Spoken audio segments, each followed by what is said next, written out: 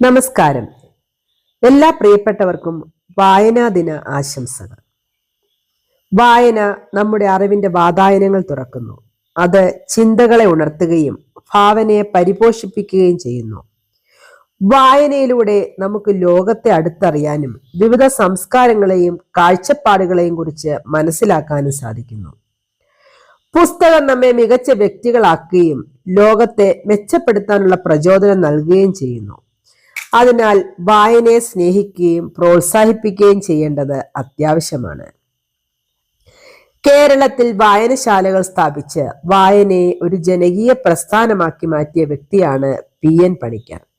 അദ്ദേഹത്തിന്റെ പ്രവർത്തനങ്ങൾ കേരളത്തിലെ സാമൂഹ്യ സാംസ്കാരിക രംഗത്ത് വലിയ മാറ്റങ്ങൾ കൊണ്ടുവന്നു.